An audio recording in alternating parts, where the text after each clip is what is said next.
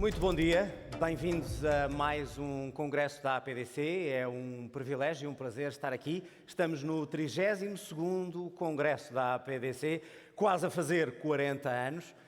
É, como sabem, uma associação que tem os principais players das telecomunicações, das tecnológicas, começamos bem, é muito cedo, e também dos mídia. Vamos ter, por isso, aqui, ao longo dos próximos 2 dias, alguns dos principais protagonistas e empresas de todas estas áreas, numa altura em que há uma autêntica revolução, uma autêntica disrupção tecnológica e que tem implicações, obviamente, nas empresas, na forma como lideramos as empresas, na forma como trabalhamos, na forma como vivemos. Nos próximos 2 dias vamos, por isso, trazer aqui vários convidados. E este ano, neste congresso, para me acompanhar ao longo dos trabalhos, tenho a minha colega, a Carolina Freitas. Carolina, bom dia. Muito bom dia, João. Bom dia a todos neste congresso. Ele será acompanhado aqui no auditório, de forma presencial e também de forma digital para todo o mundo. Vamos, como é habitual, ter tradução em inglês e também língua gestual. Com a língua gestual pretendemos que todos possam fazer parte e participar deste congresso. Queremos relevar e dar importância à necessidade de estarmos todos mais atentos à necessidade da inclusão e com a ajuda do desenvolvimento tecnológico. Começamos já de seguida pelo tema de abertura deste congresso com o presidente da APDC, Rogério Carapuça. Rogério, bom dia. Bom dia.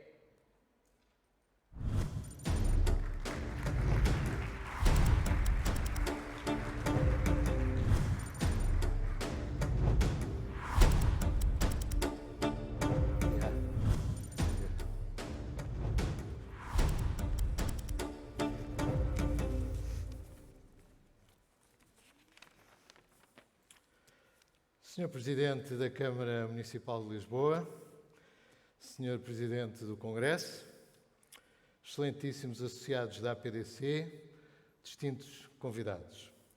É com grande honra e satisfação que vos dou as boas-vindas a todos neste 32º Congresso da APDC.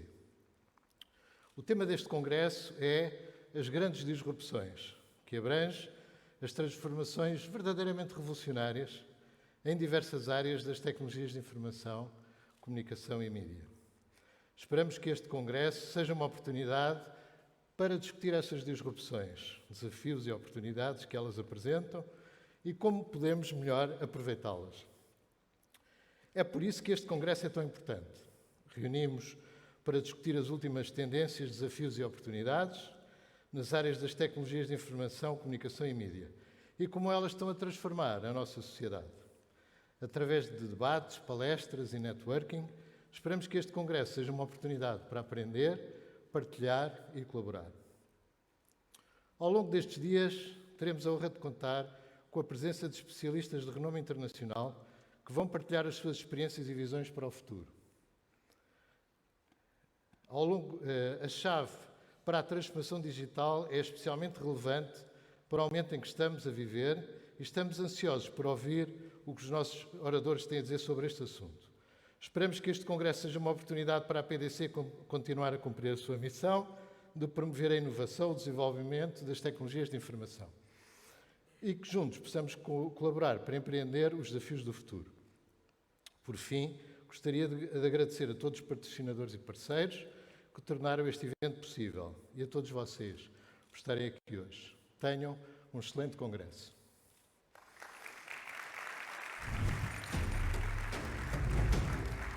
Caros amigos, este discurso que vos li foi escrito pelo ChatGPT e foi escrito num minuto. Eu pedi-lhe um discurso de abertura para o Congresso da APDC, apenas tive que corrigir a presença do Sr. Presidente da Câmara e a presença do nosso Presidente do Congresso, porque isso ele não teria maneira de saber, e onde estava comunicações, pedi-lhe para substituir tecnologias de informação, comunicação e mídia, porque o nome da associação só tem comunicações. De resto, li exatamente como foi produzido. 1 minuto. Foi o trabalho que me deu. Por isso, achei que era um bom exemplo, inclusivamente, vocês até bateram palmas, não terá sido dos meus discursos mais eloquentes, mas acho que me teria safo, mesmo assim. E por isso achei que era um bom exemplo para vos ilustrar que disrupções é que estamos afinal a falar. Estamos a falar decididamente em transformar de forma muito profunda a forma como nós trabalhamos, a forma como nós fazemos a nossa atividade no dia a dia, a forma como nós nos relacionamos uns com os outros, assistido por este tipo de ferramentas. E por isso vamos falar das disrupções que estão em curso com a inteligência artificial, seja por causa dos modelos de linguagem, seja por causa da condução autónoma ou outras aplicações da inteligência artificial. Vamos falar também de tokenização, que é mais uma expressão daquelas que a gente adota a partir do inglês, mas que na realidade é a substituição dos ativos, sejam esses ativos já desmaterializados ou ativos físicos reais, como terrenos, casas, carros, por tokens digitais que podem depois ser, ou à custa dos quais podemos depois fazer transações diretamente até peer-to-peer. É outra transformação fundamental na forma como nós podemos fazer negócios. Vamos falar também de metaverso, seja ele porque há pessoas que se gostam de envolver em realidades virtuais e colocar-se imersivamente nessas realidades, ou para assistir até ao nosso trabalho, para poder ter ajuda de elementos adicionais para aquilo que estamos realmente a ver na nossa realidade física à nossa frente. Até hoje, e a revolução digital baseou-se nisso, nós temos vivido a aplicação da chamada Lei de Moore, que já tem 65 anos. Aliás, Gordon Moore morreu neste ano de 2023, um dos fundadores da Intel. E o que ele postulou foi que a cada 2 anos nós teríamos uma duplicação do número de componentes que conseguiríamos colocar num chip, ou seja, uma duplicação da velocidade de processamento e da memória, por exemplo. E isso mudou tudo, porque é uma exponencial que existe há 65 anos e continua a aplicar-se. Muita gente duvidava que ela continuasse a aplicar. Mas o que estamos a falar agora é de uma outra disrupção, que é a possibilidade de, através da computação e comunicação quânticas, podermos ter um aumento ainda maior dessa velocidade de processamento para além ou em cima da Lei de Moore. E, portanto, é outra transformação absolutamente revolucionária, porque esta até agora já nos permitiu ter hoje no bolso um computador mais potente do que aquilo que se chamava um supercomputador nos anos 80 ou 90. E isso em poucos anos. Eu costumo fazer esta comparação. Se a velocidade de um carro tivesse a mesma evolução que a Lei de Moore, um carro que nos anos 50 andasse a 100 à hora, hoje chegava ao planeta Marte em menos de 8 minutos. É isso que nos aconteceu nos nossos computadores à velocidade de processamento e de armazenamento. Vamos também, obviamente, falar, a propósito da tokenização, vamos falar dos ativos financeiros e, portanto, também das moedas digitais, desta vez das moedas digitais reguladas também. E, como tudo isto implica na nossa forma de trabalhar e de viver, vamos discutir o futuro do trabalho e o futuro da liderança. São duas coisas que andam mão em mão. Vamos falar também da sustentabilidade, como é que todas estas ferramentas nos ajudarão nesse objetivo. E, obviamente, como temos de falar também sobre os aspectos de como nos defendemos dos perigos relacionados com o uso desta tecnologia, iremos falar de cibersegurança também, naturalmente. Vamos falar de vários tipos de aplicações, entre os quais as aplicações para a administração pública, para ajudar os governos a relacionarem-se melhor com os cidadãos e, naturalmente, como não podia deixar de ser, vamos enquadrar isto com a forma como está hoje, ou como estamos a viver hoje, a nossa economia. E, particularmente no caso de Portugal, vamos mencionar e discutir o PRR, o andamento do PRR digital, na área digital. E, para não terminar sem ser um congresso da APDC, teremos os famosos Estados da Nação, dos mídia e das comunicações, desdobrando em operadores de comunicações e operadores de infraestrutura de comunicações. E, finalmente, queria então agradecer à maravilhosa equipa da APDC que montou todo este congresso, em particular à Sandra, mas a cada um dos elementos da equipa. Agradecer ao nosso Presidente do Congresso por ter aceito essa missão, agradecer a presença do Sr. Presidente da Câmara de Lisboa e agradecer a todos os patrocinadores que tornaram possível o nosso Congresso. E à RTP, o nosso parceiro de longa data, que nos ensina a fazer programas de televisão. Nós não sabíamos fazer programas de televisão. E hoje em dia o nosso Congresso é um programa de televisão. E com isso, no ano passado, nós conseguimos uma audiência de 7.000 pessoas, que para um congresso profissional é absolutamente inaudito em Portugal. Queremos que o nosso congresso tenha temas e tenha discussões relevantes em qualquer país. E por isso estamos a transmitir o nosso congresso também em inglês, para que possa ser visto em qualquer país, quer pelos nossos associados, que têm colegas noutros países, quer, naturalmente, pelos interessados diversos que possam existir. Muito obrigado pela vossa presença. Ela dá um especial colorido aqui ao nosso congresso presencial. Muito obrigado a todos e tenham 2 bons dias de congresso, como dizia o nosso modelo de linguagem. Muito obrigado.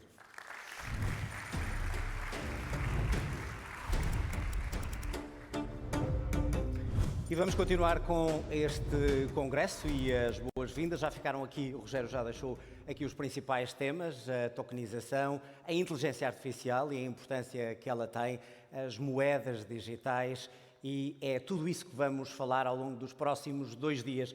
E porque estamos em Lisboa e porque estamos numa cidade que também ela é um símbolo da disrupção, posso dizer mesmo isto, em termos tecnológicos. Agora, o próximo convidado é o Presidente da Câmara de Lisboa, Carlos Moedas. Bom dia, seja muito bem-vindo.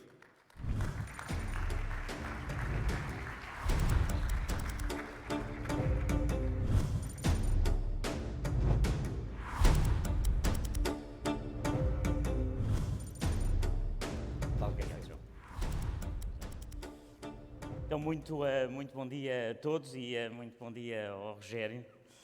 E ao Pedro Cisa Vieira, aqui, o nosso Presidente do Congresso. Bem-vindos a Lisboa. Eu queria dizer uma coisa ao Rogério, é que realmente quando estavas a ler aquele discurso, havia qualquer coisa que não existia. E isso é o que o ChatGPT não tem, é que o ChatGPT não tem alma. E depois, quando saíste do discurso, ganhaste a tua alma e eras tu.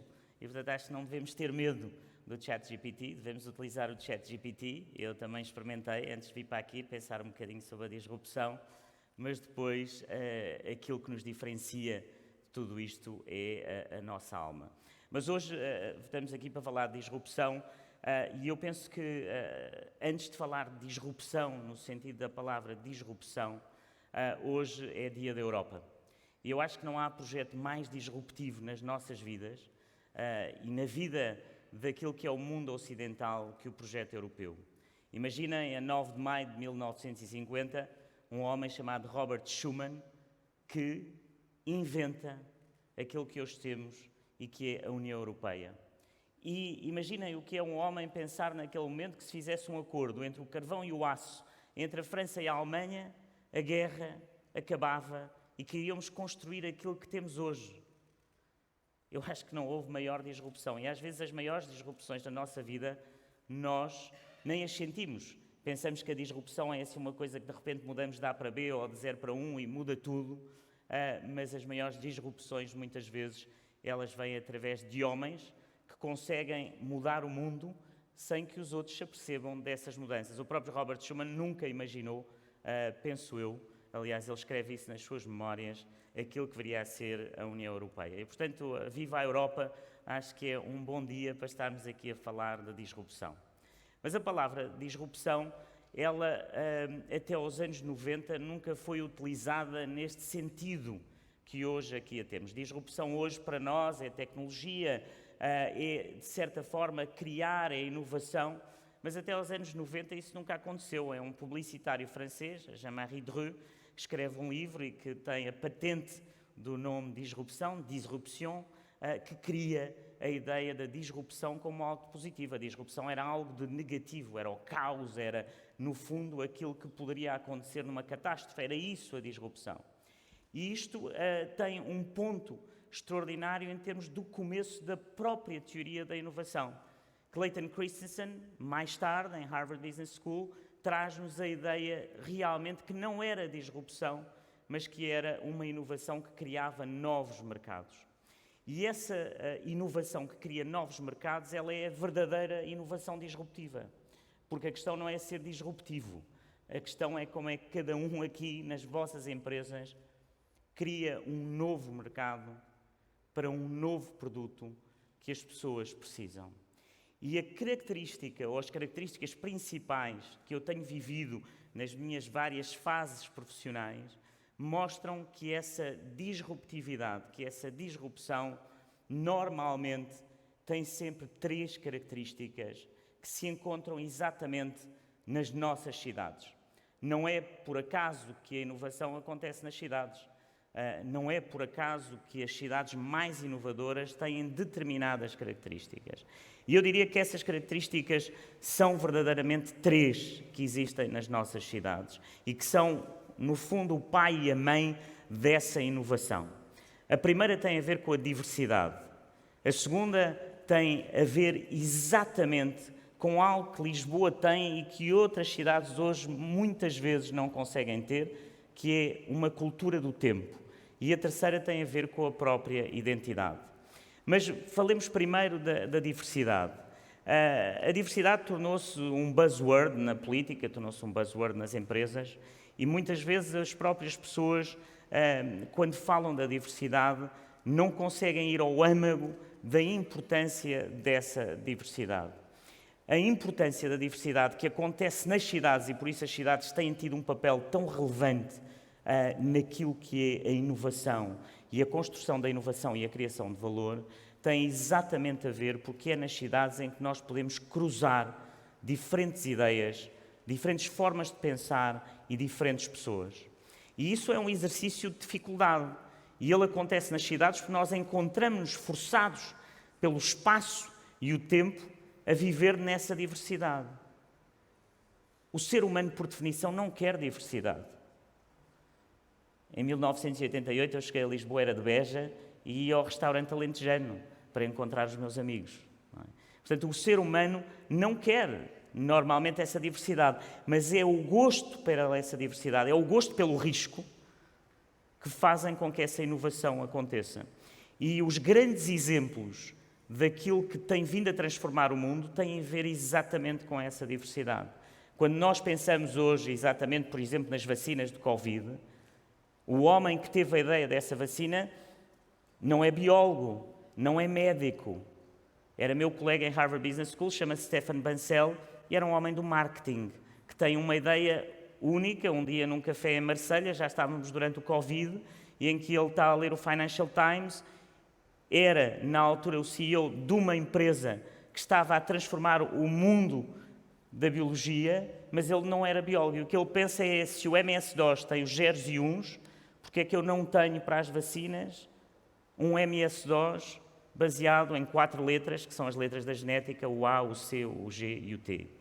E é aí que se dá o salto da vacina do RNA, que tinha sido algo estudado pelos cientistas, mas que nunca ninguém tinha feito uma ligação tão direta entre pensar o que eu tenho aqui na Moderna é uma plataforma. E essa plataforma é a base da informática, que também pode ser a base da biologia.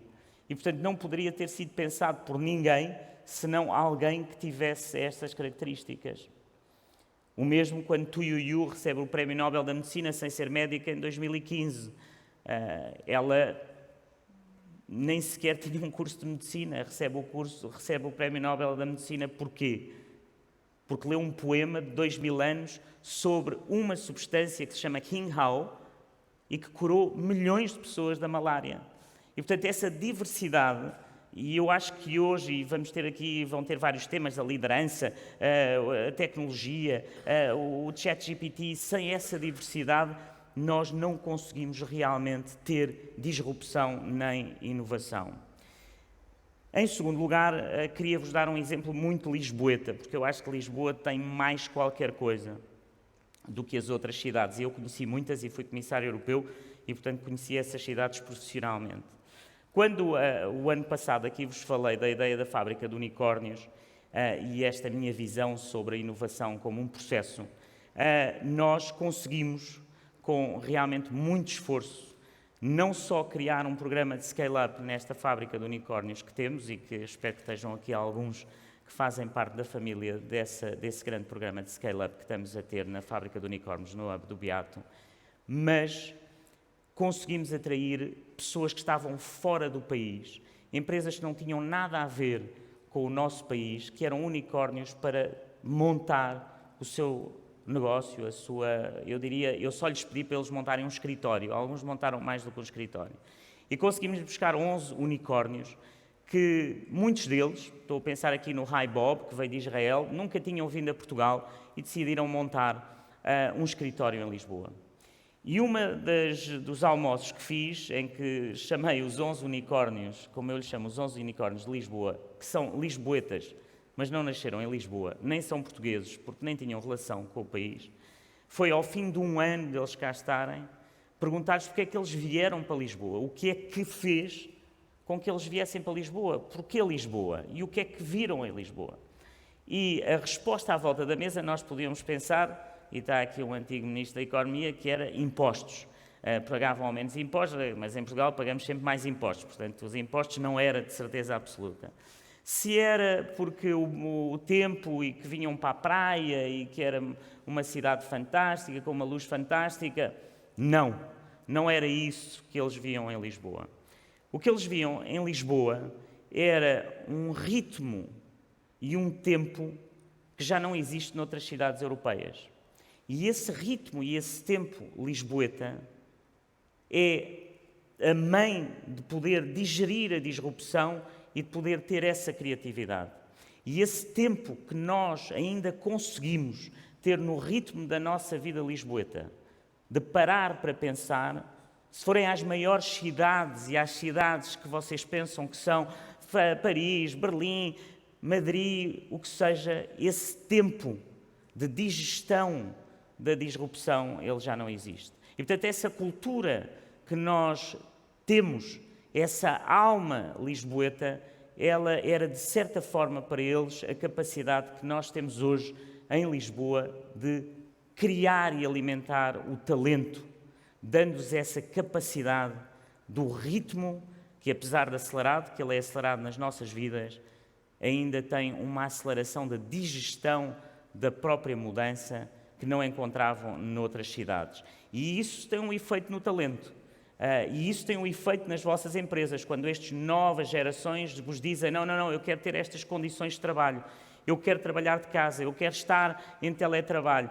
O que é que eles querem dizer? Querem dizer que precisam desse tempo e desse ritmo para digerir, de certa forma, as mudanças e de terem essa criatividade. E, finalmente, eu acho que o terceiro ingrediente que vos deixo aqui para a transversabilidade da vossa discussão tem a ver com a identidade. E há poucos dias relia um pouco uma biografia do Jeff Bezos e estava a pensar exatamente nisso, que é a nossa identidade, a nossa alma, em qualquer empresa, ou em qualquer país, ou em qualquer cidade, é essencial. Quando a Amazon surge como empresa, a Amazon era supostamente uma livraria que vendia livros online. Mas, de facto, aquilo que Jeff Bezos sempre pensou é que a alma, aquilo que a Amazon era uma plataforma online brutal, com uma capacidade de venda brutal. Era essa a sua identidade. E a identidade que nós temos hoje, a oportunidade extraordinária, e falo aqui também para aqueles que nos ouvem fora de Portugal, como dizia o Rogério, é que esta identidade, esta alma daquilo que nós somos em Lisboa, é também essa alma que nos transforma. E tudo aquilo que tenho feito na cidade tem sido sempre olhando para a base da nossa alma lisboeta e pensando o que é que posso fazer para ir modificando a cidade. E lembro-me quando apresentámos para Lisboa ser uma das cidades que vai ser neutral em carbono até 2030, apresentar algo tão básico que eu acho que identifica muito aquilo que nós somos, de dizer, na Comissão Europeia, um dos nossos projetos é utilizar água das estações de tratamento de água para regar e lavar as ruas. E eu acho que essa alma pragmática portuguesa, e hoje estamos a regar 30 hectares no Parque das Nações com a água da estação de tratamento de Barolas, ou seja, a poupar milhões, verdadeiramente milhões, porque nós pagávamos 4 milhões de euros por ano em água em Lisboa, onde 75% dessa água não era utilizada para beber, onde essa água vem a 100 quilómetros, e olharmos de uma maneira portuguesa, de uma maneira lisboeta, de pragmatismo, que é chegar a uma estação de tratamento de água e dizer, olha, esta água que vocês têm aqui é uma água que está meio tratada, não pode ser bebível, mas pode ser utilizada na cidade. E essa capacidade de olharmos sempre de uma forma pragmática, assim como estamos a mudar hoje a maior parte das lâmpadas da nossa cidade, das nossas chamadas luminárias para lâmpadas LED, para poupar 80%, também na conta da energia. Isso faz parte da identidade. E essa identidade lisboeta, eu acho que é uma marca hoje muito importante, sobretudo na transição energética, em que nós precisamos de ter essa identidade pragmática de olhar para o concreto, que muitas vezes, e digo-vos por experiência, falta em muitos países e em muitas cidades, o que cria uma fricção enorme social. E é por isso que essa identidade, para mim, é parte também dos ingredientes desta disrupção. Por isso, para finalizar, lembrava hoje aqui, e em homenagem a Rui Nabeiro, um grande homem, alentejano, que dizia sempre que para criarmos alguma coisa no futuro tínhamos que voltar às nossas raízes. Voltar às nossas raízes são aquilo que é nosso. Portanto, essa identidade, essa diversidade e esse tempo que nós damos é, para mim, a mãe e o pai daquilo que é a inovação e é aquilo que eu quero para a cidade e é aquilo que eu espero que me ajudem nestes anos que aqui vêm. Um grande abraço a todos e muito obrigado pelo convite.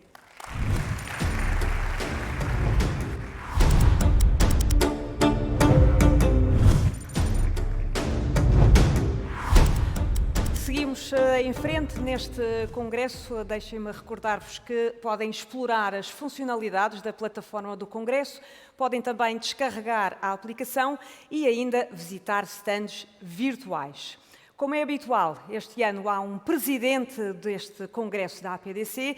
Para esta edição convidamos Pedro Cisa Vieira a ser o presidente, a quem convido a abrir estes trabalhos. Pedro Cisa Vieira, bem-vindo.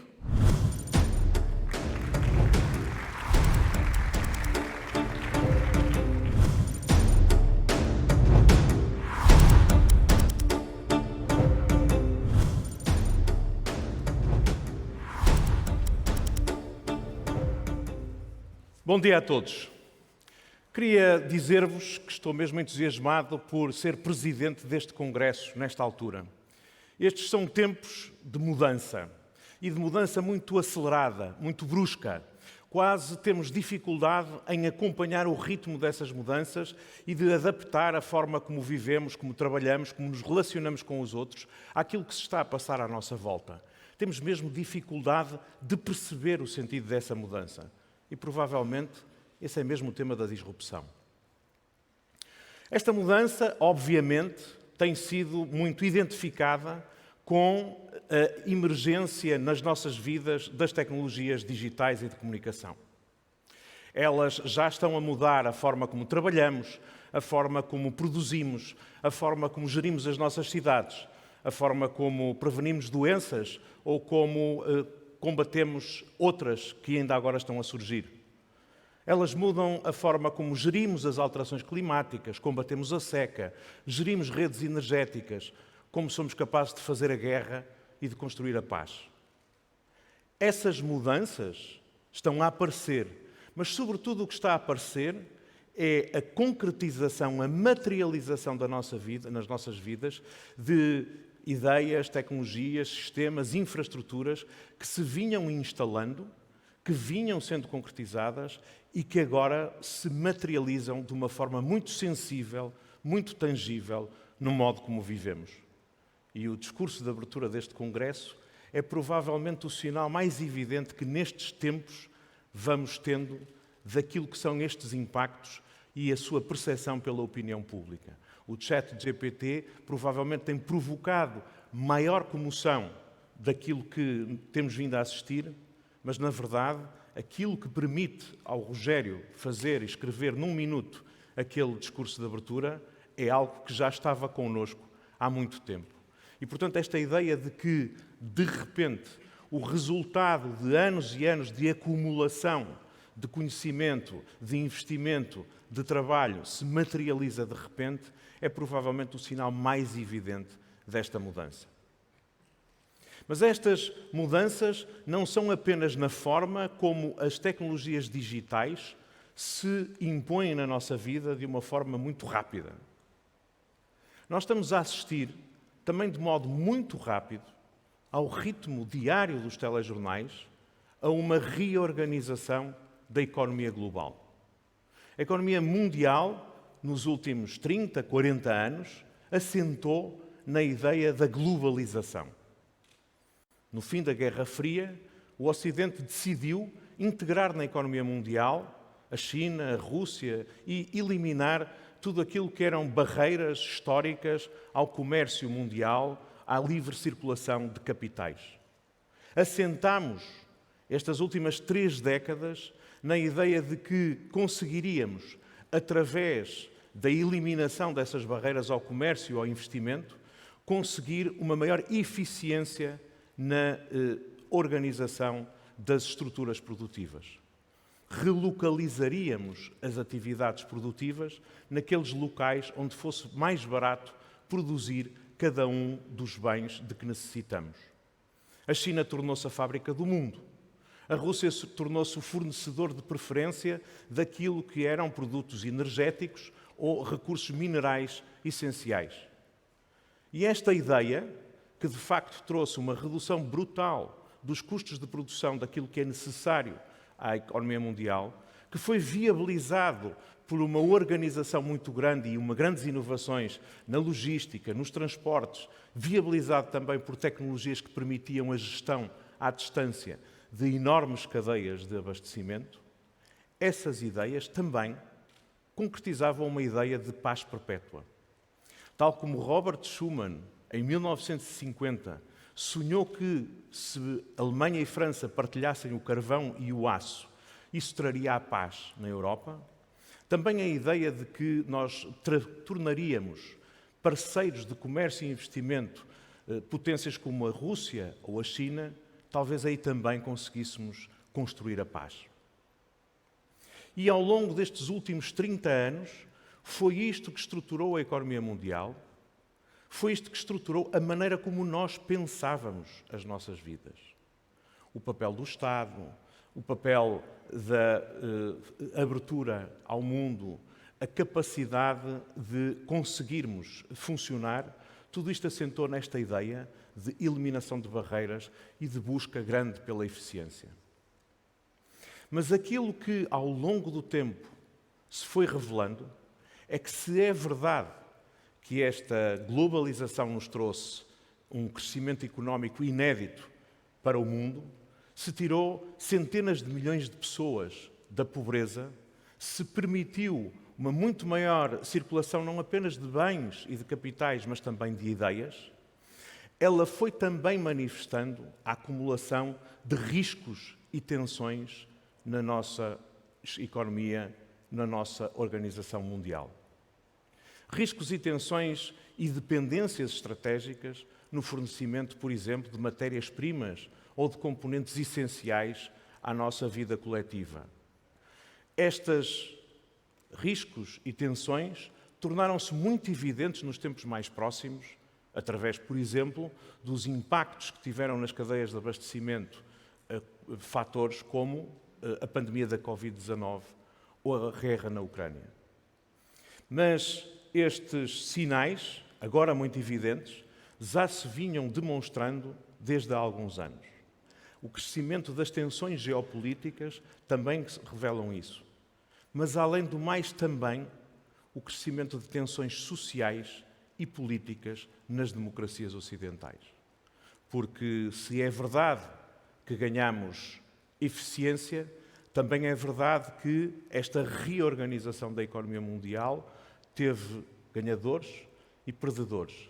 E se centenas de milhões de pessoas saíram da pobreza, dezenas de milhões de pessoas no mundo ocidental perderam emprego e acumularam insatisfação e frustrações relativamente a um sistema económico e político que sentia que não estava a trabalhar para eles. E o que agora acontece é que aqueles que politicamente decidiram, há 30 anos atrás, a globalização, estão agora a tomar uma decisão, que eu não diria de sentido inverso, mas de redução dos riscos e das tensões que foram acumuladas nestes 30 anos. Estamos a tomar decisões de mudança muito drástica e muito significativa daquilo que é a organização institucional do comércio e da economia mundial. Dou-vos alguns exemplos para se perceber como aquilo que neste momento se está a passar é muito diferente daquilo em que baseámos os nossos pressupostos de decisão desde o momento em que iniciámos as nossas vidas profissionais. A política industrial regressou aos Estados Unidos e à Europa. A ideia de que os Estados não intervêm na economia está a ser posta em causa.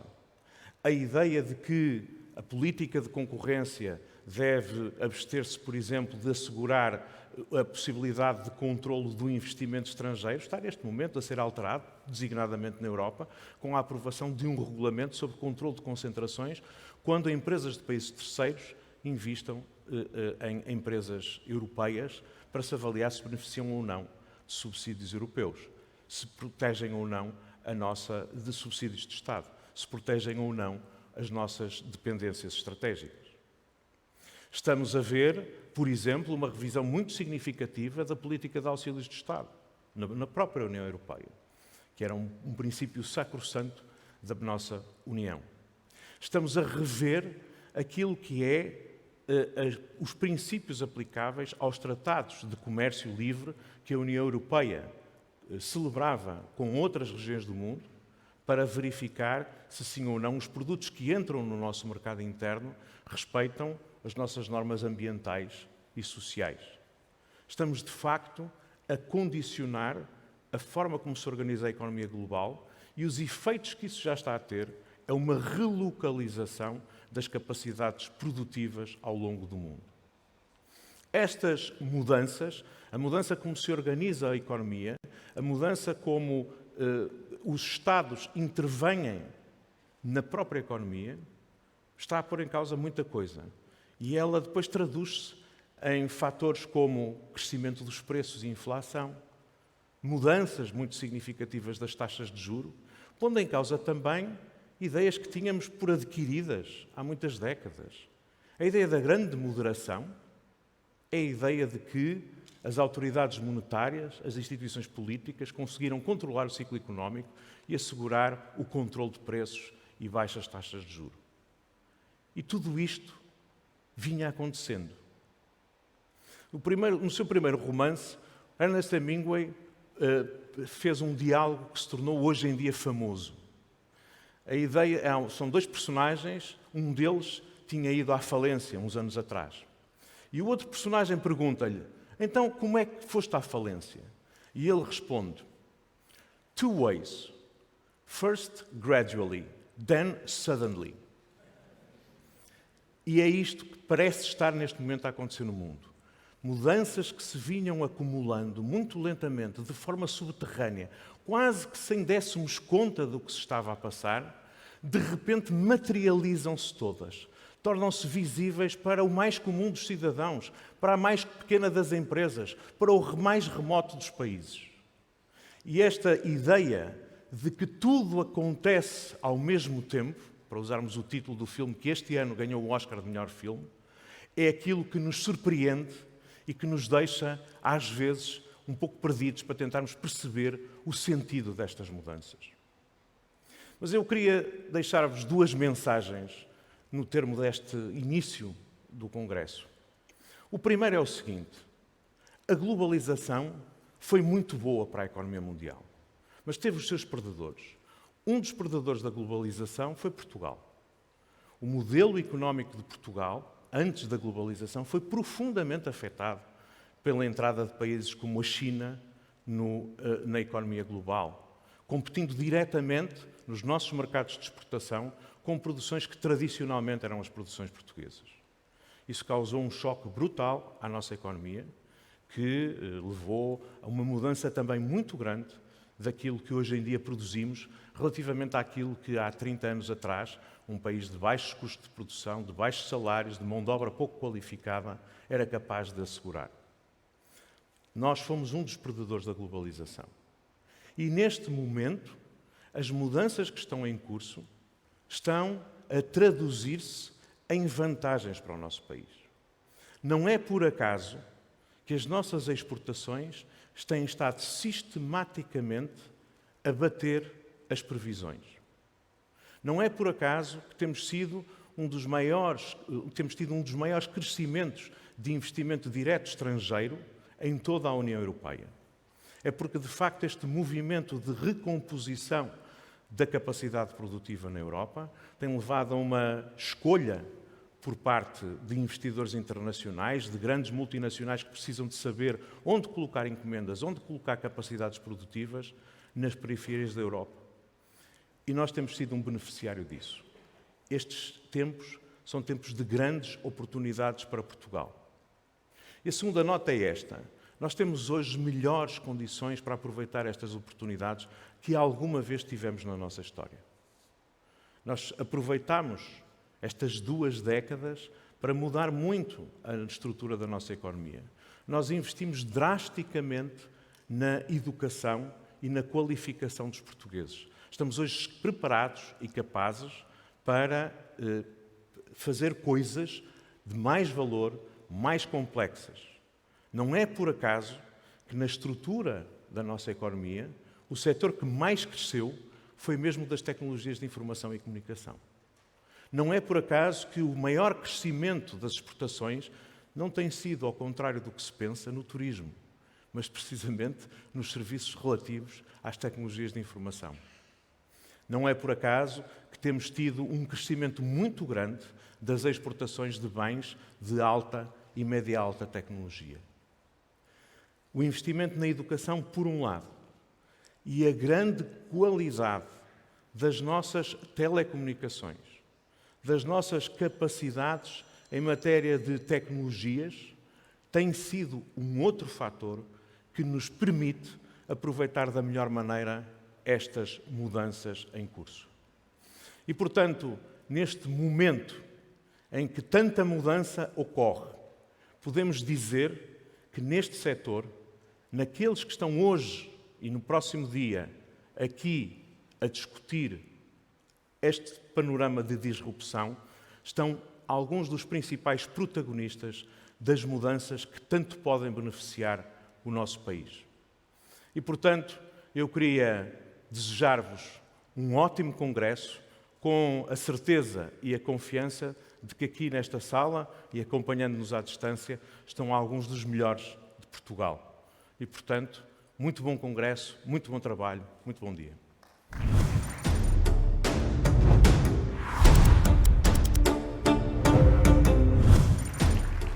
Depois das palavras do Presidente do Congresso deste ano, vamos de seguida olhar então para as grandes mudanças tecnológicas e também tentar perceber como podemos antecipar estas disrupções, de que forma é que elas nos ajudam, de que forma é que elas também nos podem ameaçar e, por isso, tentar evitar os perigos que elas acarretam. Estava a ouvir o Pedro Cisa Vieira e é curioso que já estamos aqui a fazer o balanço da globalização numa altura em que estamos quase a entrar, se é que não estamos já a entrar, numa era da grande transição. E é isso que vamos perceber nas próximas horas e nos próximos dias.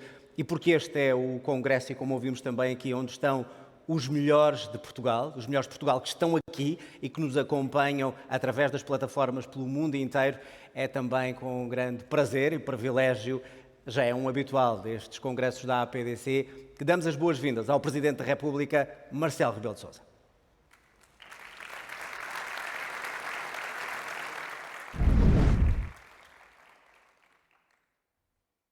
Caríssimas amigas, caríssimos amigos, muito bom dia.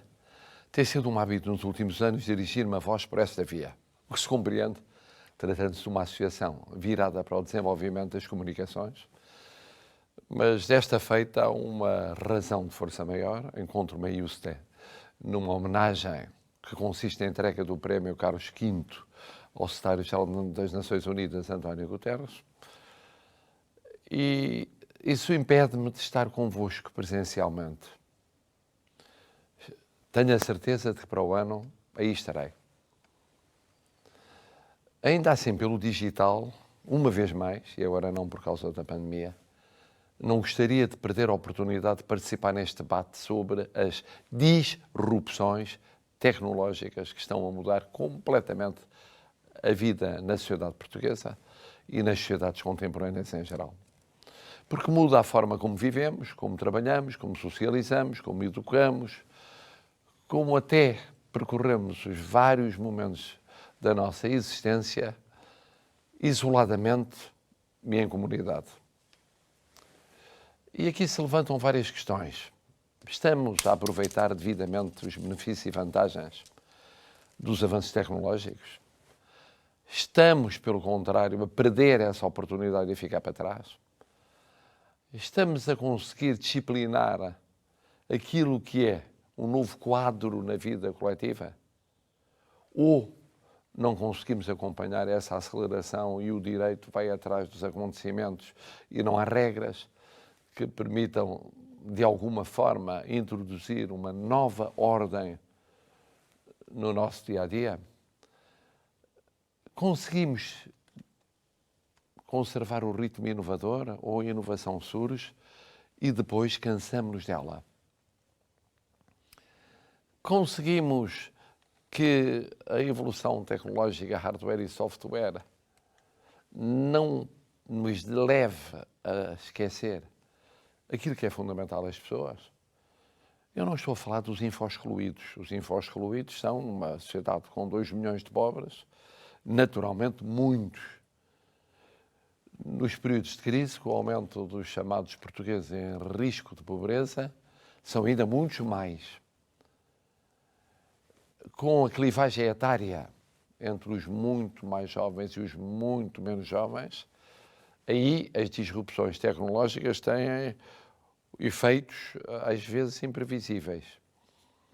É tudo isso que certamente nos deve preocupar, vos deve preocupar, e tudo isso deve estar presente no debate que todos os anos fazemos e que fazem sobre as pessoas, a inteligência artificial, a automação, a desmaterialização, todas as tecnologias que não são ameaças, que são imparáveis, que são inevitáveis, que são positivas.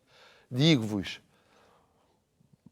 a partir dos meus quase 75 anos, temos de estar permanentemente nas posições pioneiras nas transformações científicas e tecnológicas. Agora, como fazer isso sem atingir a coesão social, sem atingir aquilo que já é hoje um panorama de muitas desigualdades na sociedade portuguesa, nas sociedades contemporâneas? Esse é o desafio.